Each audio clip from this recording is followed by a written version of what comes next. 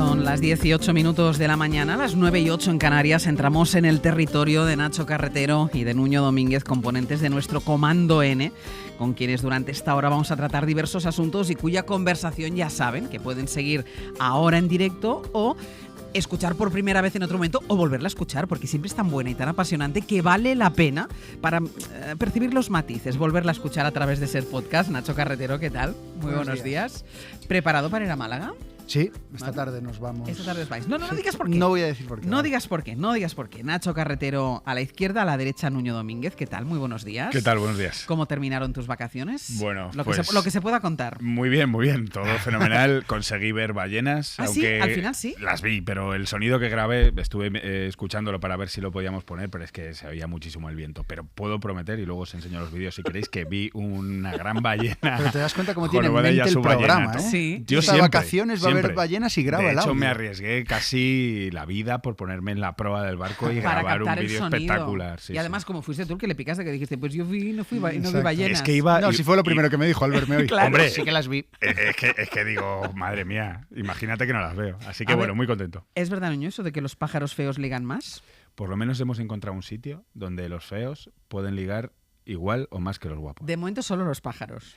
Por lo menos sí, por ahora son Aquí pájaros, el aunque equipo bueno. del Hoy por Hoy está muy interesado en saber si esto es extrapolable a los A mí seres me ha humanos. interesado mucho esta historia también, claro. Bueno, pues de esto hablaremos después, en el ratito que nos dedicamos a hablar del planeta. Mañana es miércoles, después de varios meses de intenso trabajo, se presenta en el Festival de Málaga 800 metros, que es la miniserie de Netflix producida por Bambú, en la que se cuentan los atentados yihadistas de Barcelona en esa tarde del 17 de agosto de 2017 y en Cambrils, pocas horas después, un trabajo dirigido por Elías León Siminiani, cuyo coordinador del equipo de investigación fue aquí nuestro colega Nacho Carretero. ¿Tú, Nacho, dónde estabas esa tarde? ¿Tú te acuerdas? Y de ahí el motivo de que me voy a Málaga. Y de ahí el motivo de que te vas a Málaga por la tarde. Bueno, también a comer unos espetos seguramente. Pero, ¿tú recuerdas dónde estabas esa tarde? Sí, claro, lo recuerdo. Estas cosas que todos recordamos dónde estábamos. Yo recuerdo perfectamente porque aparte fue muy curioso. Yo acababa de aterrizar en Coruña, acababa de llegar a Coruña y tenía ahí unos días libres en el país y llegué a casa de mi hermana, llamé a la puerta, iba a verla a ella y a mis sobrinos, entonces mi hermana abrió la puerta y según abrió la puerta me dijo: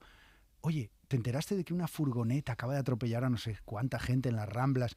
Y le dije, pues no me enteré, pero hola y adiós. Y te volviste. Al momento me sonó el teléfono, me llamaron del periódico y me fui para Barcelona. Recuerdo llegar por la noche a Barcelona, coger un taxi desde el aeropuerto hasta el centro y atravesar una ciudad fantasma, atravesar una ciudad en silencio absoluto, vacía y cada X metros controles policiales. La verdad era la sensación de llegar a una zona de guerra. Claro, y además un 17 de agosto, que es una época que a todos nos pilla de alguna manera fuera de lo que estamos haciendo habitualmente. ¿Tú recuerdas qué estabas haciendo? Yo creo que estaba en el periódico y recuerdo seguirlo pues con la sorpresa y el terror. Porque al principio no se sabía qué pasaba, si era un camión, si era una furgoneta, si había sido un accidente. Fue terrible, la verdad. Yo le he contado en más de una ocasión. Yo esa tarde estuve desconectada telefónicamente y cuando volví a coger el teléfono, que eran como las 7 de la tarde o así, me encontré que tenía a lo mejor como 80 llamadas perdidas. Las 7 de la tarde, claro. Entre profesionales y personales de mi familia también, porque nadie sabía dónde estaba mi hija. Claro. Como 80. Yo pensé, ¿qué habrá pasado? ¿Qué ha sido lo más interesante, Nacho, de todo el proceso de investigación y de grabación de la serie? Bueno, personalmente lo más interesante fue trabajar con un director de cine, como es Elías León Siminiani. Con alguien que sabe, realmente. Exactamente. Con alguien que sabe lo que hace. No, pero más allá de eso, que también, yo creo que había un equilibrio ahí entre cine y periodismo muy interesante y la parte de enseñar algo en una forma de serie, con un lenguaje cinematográfico, que lo tiene la serie, pero que se sustenta en una investigación periodística. Y en ese equilibrio, Elías y yo, bueno, cuando digo yo, digo también el equipo de investigación, Ana Teixidor y nuestro compañero del País, Jesús García, pues estábamos todo el rato en equilibrio entre los testimonios, pero también que visualmente fuera atractivo para el espectador. Nosotros como muy obsesionados no, es que tiene que haber un testimonio que dé la cara y tal, y un director que nos proponía alternativas. Chicos, pues si no puede ser así, busquemos y hacemos así con la cámara. Entonces eso me resultó un ejercicio nuevo e interesante y yo creo que es lo que rescato de mi experiencia con Elías. ¿Y los testimonios de las víctimas este tiempo después? Los testimonios de las víctimas, pues sin duda lo más duro, porque al final es el sentido de este tipo de trabajos, que nadie olvide cuál es el resultado final y la cruda realidad. Efectivamente, hay, desde un punto de vista puramente periodístico y sin sonar frívolo, creo que puede resultar más interesante, pues por ejemplo, descubrir por qué unos chavales de Ripoll, integrados y con una vida más o menos normal, acaban tomando semejante decisión.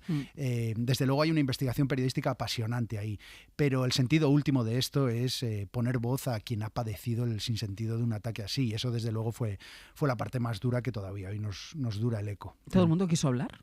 ¿Todo lo que teníais vosotros previsto acabó saliendo? Ojalá, pero no, ni mucho menos, porque el episodio fue tan traumático que la herida está muy abierta. Esto también nos sorprendió. Cuando llegamos a Ripoll, vimos que es un pueblo profundamente herido y todo el entorno de los terroristas, incluso el entorno del pueblo, tenía muchísimas reticencias a hablar. El trauma está ahí.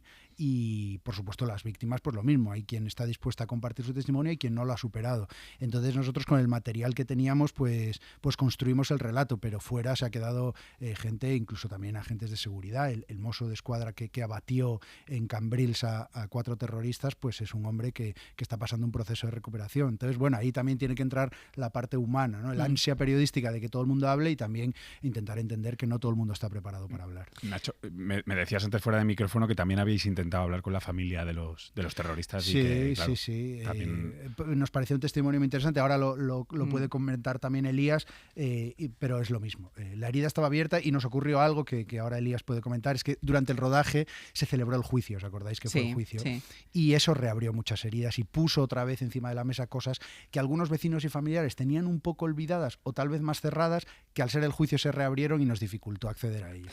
Pues hacemos una pausa, saludamos a Elías a la vuelta y hablamos de estos 800 metros, esta miniserie de Netflix compuesta de 3 capítulos sobre los atentados yihadistas en Barcelona y en Cambrils ese 17 de agosto de 2017. Lo vamos a hacer con el director de este trabajo, con Elías León Siminiani, con nuestro Nacho Carretero, una miniserie que después de su paso por el Festival de Málaga mañana miércoles se va a poder ver a partir del viernes en la plataforma, en Netflix. En la cadena SER, Hoy por Hoy.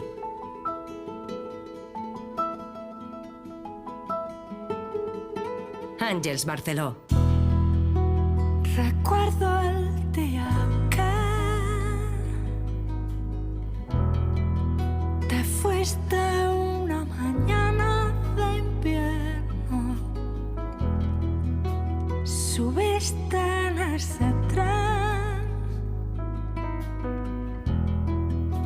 e hicieron de mi vida un infierno. Y los besos que entregué te los llevaste demasiado lejos.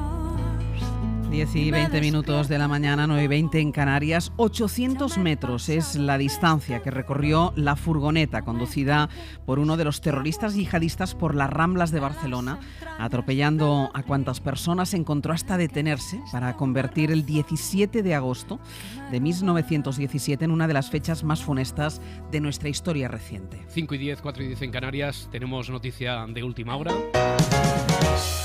Vamos a Barcelona, compañero de Radio Barcelona, Aitor Álvarez. Buenas tardes, cuéntanos. Hola. ¿Qué ha pasado? ¿Qué tal? Buenas tardes. Yo ahora mismo estoy al final de toda la Rambla, al principio de las Ramblas de Barcelona. Están absolutamente todas las Ramblas desalojadas, la situación es de absoluto caos. La policía está haciendo apartarse a todo el mundo, están cercando toda un atentado que tuvo su continuación a las pocas horas en la noche del 17 al 18 de agosto en la localidad también catalana de Cambrils y que dejó entre los dos sucesos un total de 16 muertos y más de un centenar de heridos. Casi 5 años después, Elías León Siminiani, autor de otros documentales como El caso Alcácer, presenta a partir de este viernes en Netflix una miniserie de 3 episodios tratando de explicar qué razones hicieron posible aquellos atentados. Mohamed Youssef Younes. La célula se inicia a finales de 2014 con los 3 hermanos mayores y poco después entra en contacto con ellos. Ambulància a la Rambla, envien ambulància. La furgoneta ha arribat pràcticament fins a l'entrada del Liceu. Hi ha hagut un atropellament massiu a la part alta de la Rambla de Barcelona amb una furgoneta. Hacia abajo haciendo S, atropellando a todo lo que se podía. Nos decías que uno de los aspectos clave es que estaban muy cohesionados entre ellos. ¿Crees que esta cohesión es una de las razones que explican que llegaran a conseguir atentar? Son 3 parejas de hermanos, entre ellas 2 son primos. Los hermanos mayores tienen entre 22 y 24 años y los menores, Jusa, Said y Omar, entre 19 y 21 años. Elías León Siminiani, director de 800 metros, muy buenos días. Buenos días. ¿Tú dónde estabas esa calurosa tarde de agosto? Pues yo estaba en el coche y recuerdo pararme y estar escuchando la radio y sentir esa especie de miedo general que igual he sentido 2 o 3 veces en mi vida cuando sientes que está pasando algo que que puede tener consecuencias graves y que puede haber una situación de descontrol general, digamos, ¿no? Y desde que empezaste a mirar ese suceso con los ojos de un director de cine, ¿qué es lo que te preocupó por encima de cualquier otra cuestión? Bueno, yo creo que a mí lo que más me ha interesado tiene que ver con acercarse a tratar de contestar esa pregunta que todos nos hacemos cuando vemos cuando asistimos a unos hechos de esas características, ¿no? Que es estos magnicidios tan sin sentido para nosotros, ¿no? Y es tratar de acercarse al por qué, ¿no? A por qué, en este caso, un grupo de chavales supuestamente integrados, catalanoparlantes, emigrantes de segunda generación, con trabajo, con un futuro, bueno, más o menos claro por delante, pues en un tiempo muy corto deciden abrazar esa fe radical y morir matando, ¿no? Tratar de acercarse a entender qué puede haber detrás de eso, ¿no? ¿Y llegaste a entenderlo? ¿O llegaste a encontrar la respuesta a la pregunta? Yo creo que no es fácil porque de alguna manera es algo que desafía mucho nuestra lógica, nuestra forma de vida occidental y nuestra forma de estar en el mundo, ¿no? Entonces hay un punto en el que no lo entiendes, pero sí que te acercas por lo menos a no darlos por estas cosas que se dicen mucho de los salvajes, no sé qué. Yo creo que sí que cuando empiezas a ver qué hay detrás, sí que empiezas a encontrar otra lógica, ¿no? Y esa lógica es algo que creo que es interesante como ciudadanía estudiar y entender de cara a tratar de trabajar en detección y en evitación de hechos similares, ¿no? ¿Y tú, Nacho, encontraste la respuesta a la pregunta? ¿Coincide esa respuesta? Sí, yo creo que en la respuesta está, o en el intento de respuesta están las herramientas para trabajar en la prevención de que no ocurra más. Evidentemente una respuesta clara no la hay. Hay un prisma bastante terrorífico que es la idea de que unos chavales normales, con todos los matices que puede tener una palabra así, pero normales, en lo que entendemos como alguien integrado y normal, pueden llegar a hacer algo así. Y eso es bastante terrorífico porque hay algo de balsámico, de tranquilizador, en que expliques que los que hicieron eso eran malos, eran terribles, ya llevaban haciendo el mal, que lo hicieron, que se fueron. Llevaban haciendo el mal toda la vida. Cuando tú dibujas un perfil y hablas con el entorno y te dicen, no, eran chavales de puta madre. Esto, que además te pueden acusar de es que estás blanqueando, es que estás... No, esta es la realidad. Y es terrible, es terrorífica. Es que eran unos chicos que se llevaban bien con la gente, que jugaban al fútbol, que se portaban bien, que trabajaban, que es que la mayoría de ellos ni se metían en líos, no tenían un solo antecedente. Y esto es aterrador, porque de repente dices...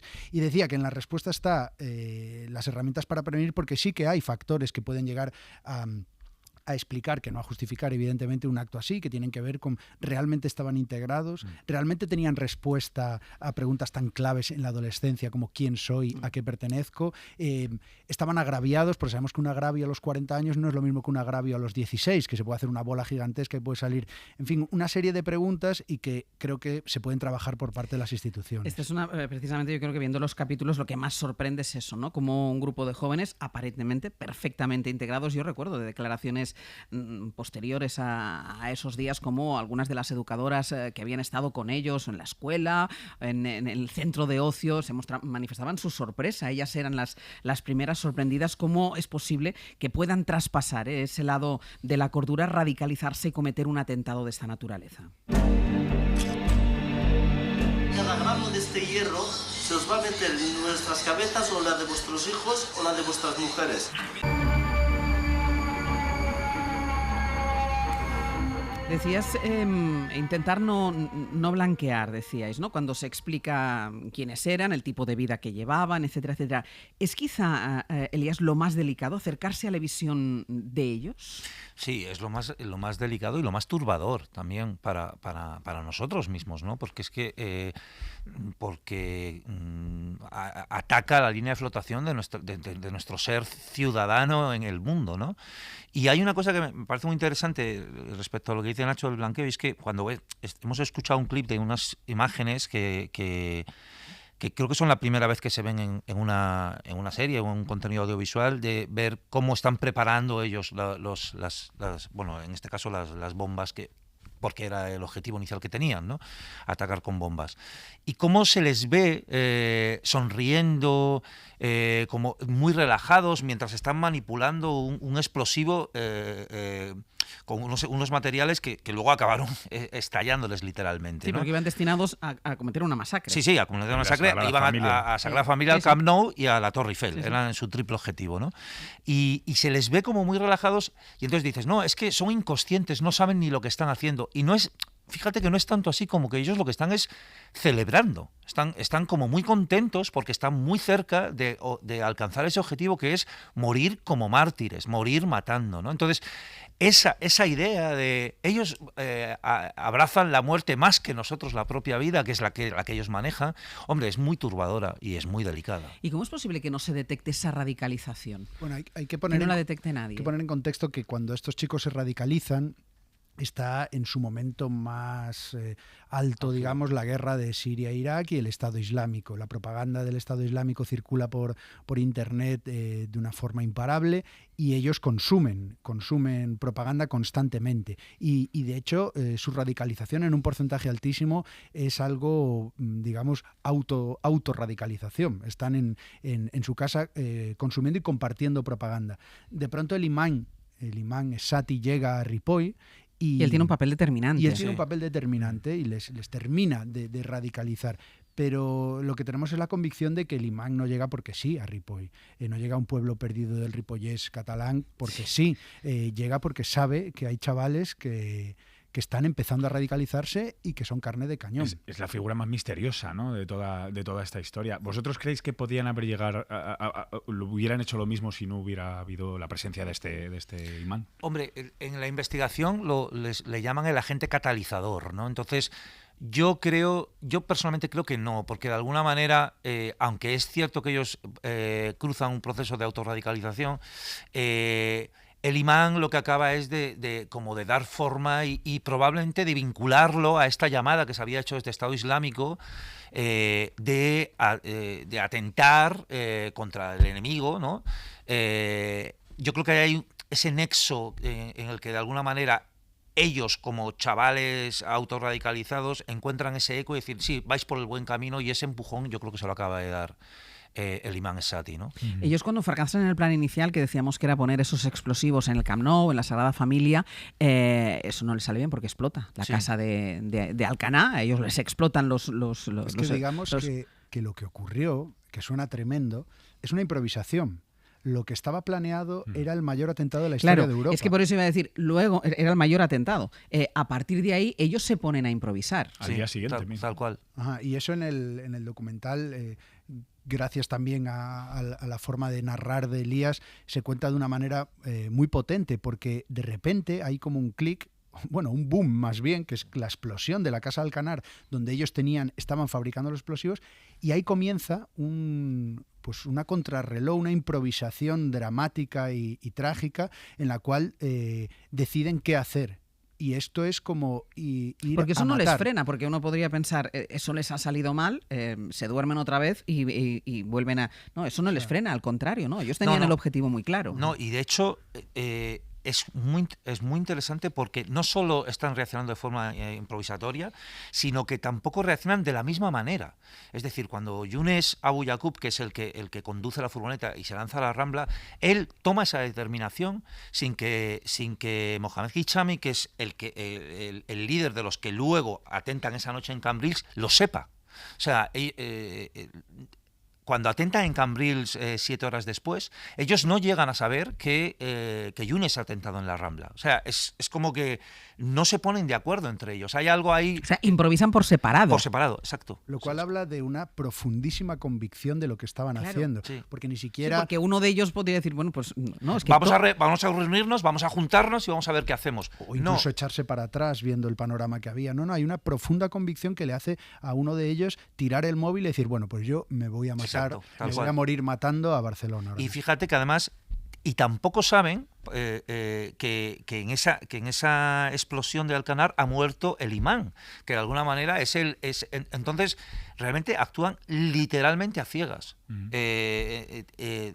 Lo cual ahonda en lo que dice Nacho, es 1 a 1 tienen la convicción de si sale el plan bien y si no, yo voy a morir como mártir. O sea, no es aquello que el grupo les radicalice, el grupo a lo mejor les radicalizó, pero luego estaban radicalizados individualmente. Sí. O sea, podrían haber actuado en solitario en cualquier otro momento. Bueno, es con lo que vemos tristemente de forma repetida con alguien que sale con un cuchillo en la calle, en Londres, en Niza. Y que caracteriza mucho el yihadismo, ¿no? No tiene nada que ver con el terrorismo organizado que ha vivido España durante décadas de ETA, ¿no? O sea, es una cosa lo que yo creo que muy diferente. Que el documental subraya y que hay que subrayar es que no tienen nada de víctimas, porque al principio, y yo creo que también hay algo de búsqueda del consuelo, pues la familia y los vecinos de Ripoll pues insistían en pues son víctimas de un engaño, o les drogaron, o les comieron la cabeza. Lo que te demuestra al final cómo actuaron es que primero de todo ellos eran muy crueles, tenían una maldad brutal dentro y a partir de ahí fueron capaces de ser radicalizados de esta manera. Te preguntaba antes por las víctimas. Yo creo que uno de los testimonios más impresionantes de la serie es el de Javier Martínez, que es el padre de Xavi, que es uno de los niños que murió asesinado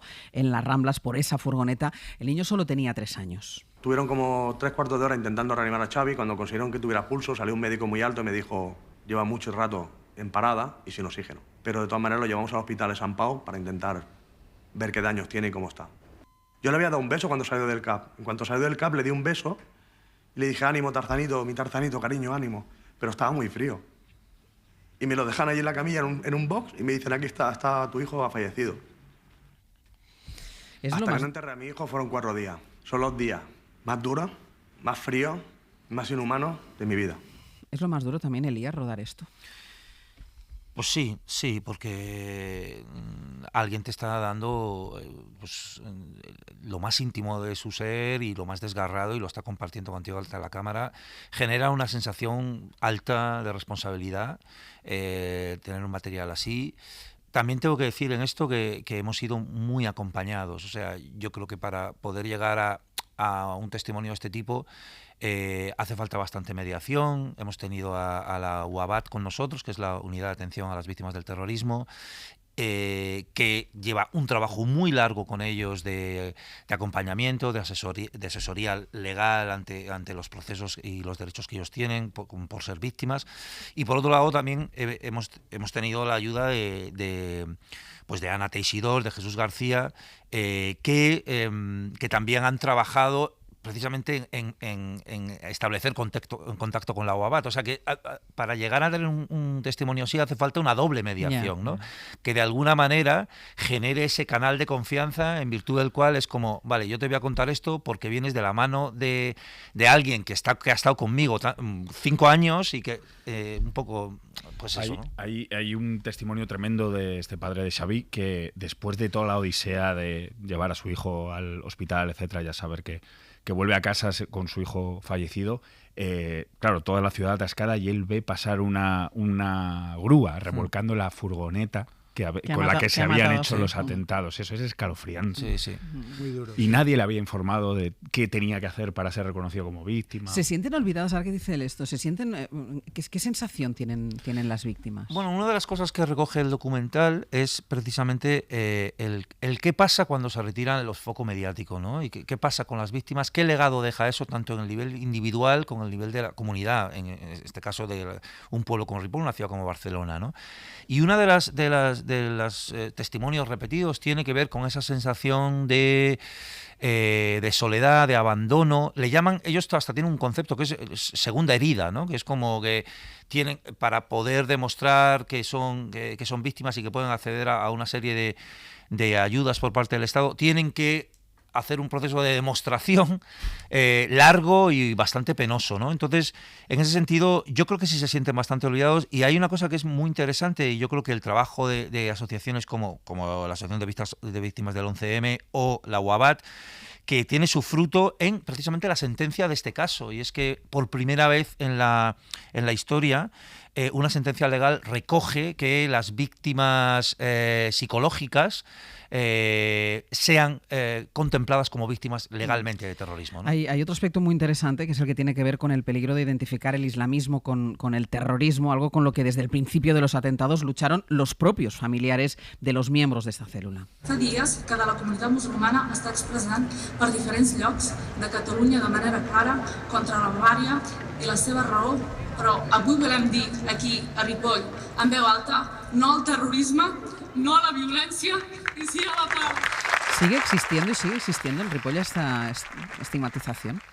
Digamos que yo lo que me encontré, no sé cómo lo verá Elías, es un pueblo profundamente herido y lógicamente, como no podía ser de otra manera, es un pueblo muy pequeñito donde se conoce todo el mundo, una comunidad muy unida, y de pronto les ocurre un capítulo tan brutal como esto. Entonces la herida sigue muy abierta, y sí que nos comentaban que sin llegar a lo mejor al término estigma, sí que hay cierto rechazo, no sé llamarlo rechazo, pero cierta sospecha, desconfianza hacia la comunidad musulmana de Ripoll. Ha afectado a la convivencia. No se ha restaurado la convivencia. No demasiado, y de hecho a nivel ayuntamiento pues han ganado concejalías partido Front Nacional, creo que es, que bueno, es un partido de extrema derecha catalanista, y bueno, pues ha afectado, como no podía ser, yo creo, de otra manera, a la convivencia. También hay que decir que hay un trabajo continuo por parte de en este caso, por ejemplo, del Consell de Bienestar de Ripoll, trabajando en esa herida y en tejer, en recuperar ese tejido social, para que cosas como esta tendencia islamofóbica o lo que sea, pues no arraigue, ¿no? Pues mañana en el Festival de Málaga, y a partir de este viernes 25 de marzo, 800 metros en Netflix, el relato de los atentados yihadistas en Barcelona, y sobre todo, y han tenido un buen aperitivo en este programa, las razones que pudo llevar a este grupo de chavales a radicalizarse en Ripoll. Elías, muchísimas gracias. Gracias a vosotros. Ahora quédate tú, que vamos a hablar de feos. Yo me quedo, gracias, Elías. Hasta luego. Chao, hasta luego. Gracias. Que vaya muy bien. Gracias.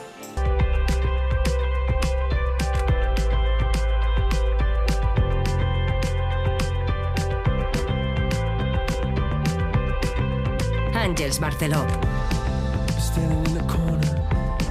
10:43 de la mañana, 9:43 en Canarias. Llega el tiempo de Nuño Domínguez. Le vamos a dejar también un poco de protagonismo, ¿te parece, Nacho? Sí, hombre, sí, además que lo que nos trae es tan interesante. Por eso estás acaparando tú tanto un hoy. tema del que vamos a hacer bandera.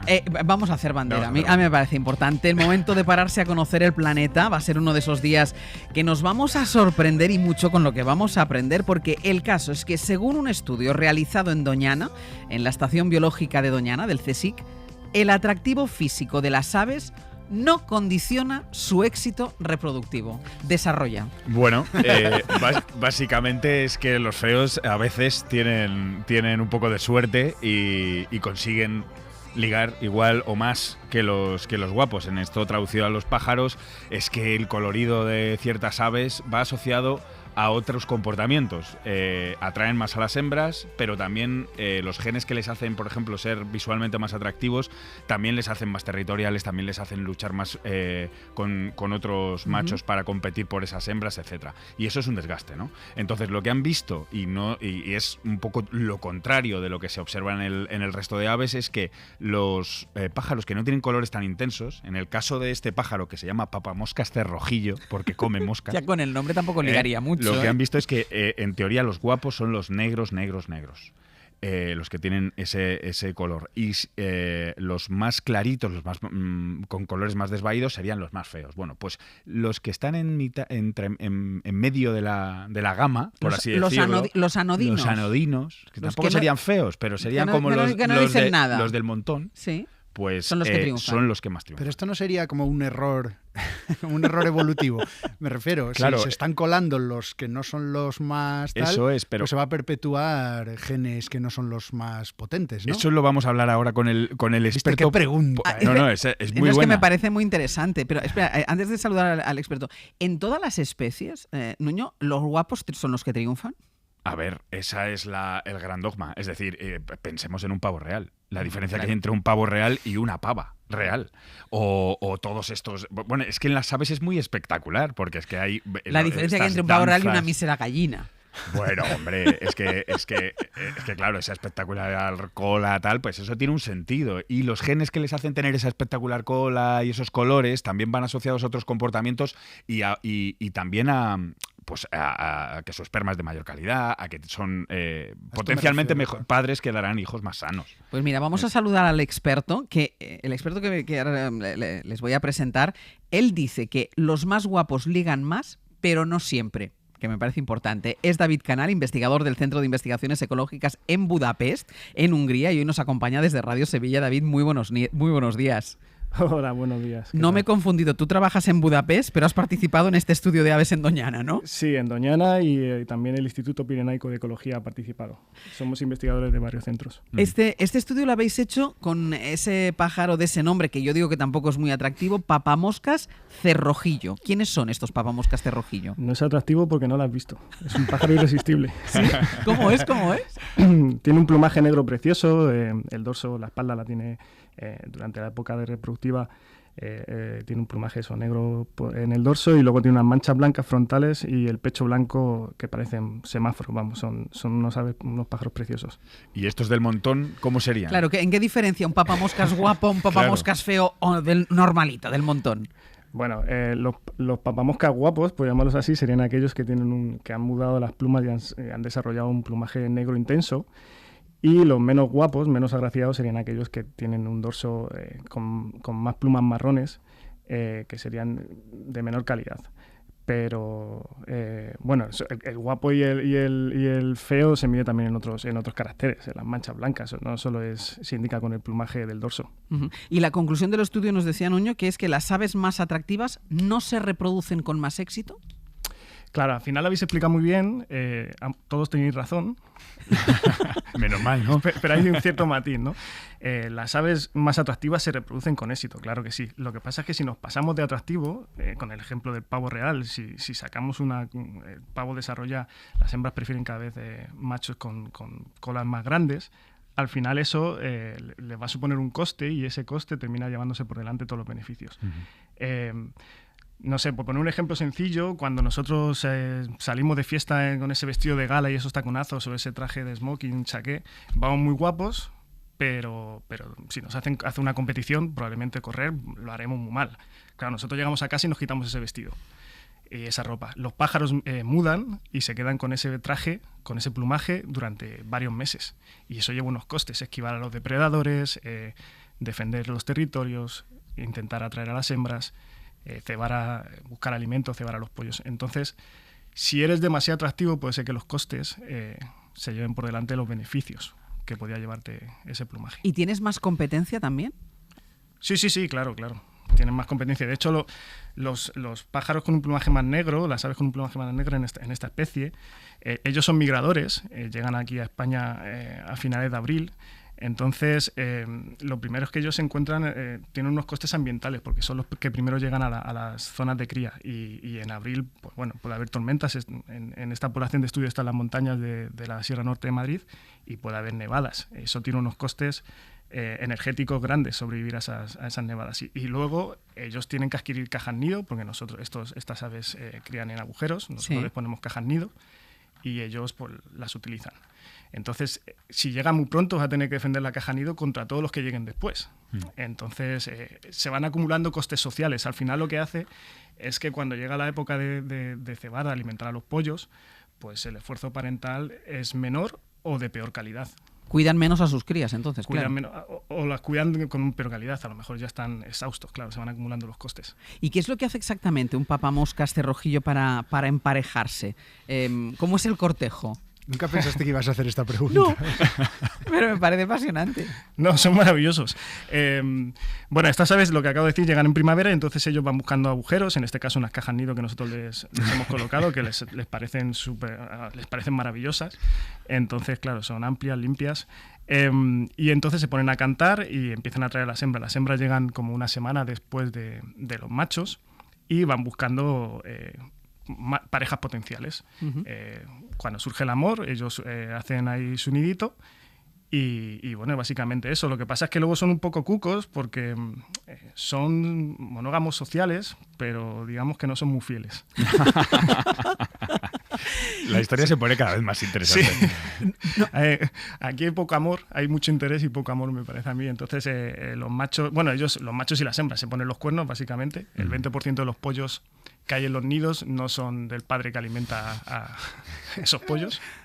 Y luego, además, los machos, algunos, iba a decir los muy afortunados, pero no sé si son afortunados, desde el punto de vista genético, desde luego, se emparejan con otras hembras, es decir, se hacen polígamos. Ajá.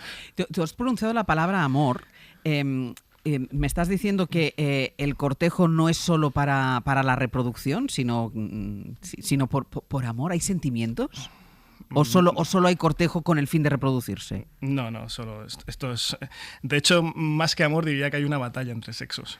Cada uno tiene sus intereses, su negocio, que es dejar el mayor número de genes y de mejor calidad posible, y los machos, en cuanto pueden y las hembras se descuidan, intentan buscar a otras hembras para conseguir ser polígamos, por ejemplo, y las engañan porque las hembras secundarias piensan que esos machos no están emparejados, ellos están defendiendo una caja y un territorio libre y realmente tienen a su hembra primaria, digámoslo así, en el territorio de al lado. Y las hembras, básicamente lo mismo. Las hembras, por ejemplo, las que son...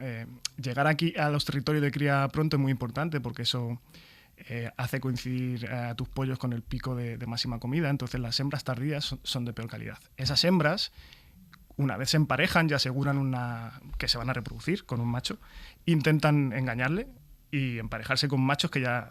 O sea, tener paternidad extrapareja con otros machos que están en la población, que son de mayor calidad. David, esto de las hembras llegando y eligiendo un poco al macho que más les interesa es muy interesante porque al final son las hembras la fuerza que va modelando un poco la especie y eso yo creo que pasa en muchas otras, ¿no? Es decir, al final la selección de la hembra selecciona ciertos caracteres en todas las especies, incluidos los humanos, ¿no? Claro, efectivamente. Es una visión clásica también la de que la hembra elige. Mayoritariamente es así, pero los machos, dentro de esa necesidad, bueno, de ese interés, porque de reproducirse cuanto más mejor, también tienen ciertas preferencias. Y de hecho hay ornamentos femeninos que son también indicativos de la calidad de las hembras. Es decir, a un macho le puede interesar, cuando está defendiendo una caja nido y está intentando atraer a hembras, normalmente le visitan varias hembras. Si el macho se siente que es de buena calidad, por las condiciones en las que ha llegado temprano, él sabe que es de buena calidad, a lo mejor decide no emparejarse con la primera hembra si le parece que de una calidad menor, entre comillas. Confesaré que me acabo de llevar un poco un chasco porque he buscado el papamoscas cerrojillo en internet. ¿Es un gorrioncito? No, busca el macho. Estás probablemente mirando la hembra. No sé lo que me sale. Ahora, voy a poner macho. Mientras tanto, ¿es un comportamiento que solo se da en este pájaro? ¿Cuál? De todo esto que estamos hablando. ¿Lo de la paternidad extrapareja? No, lo de paternidad extrapareja, que los anodinos ligan más, por decirlo de alguna manera.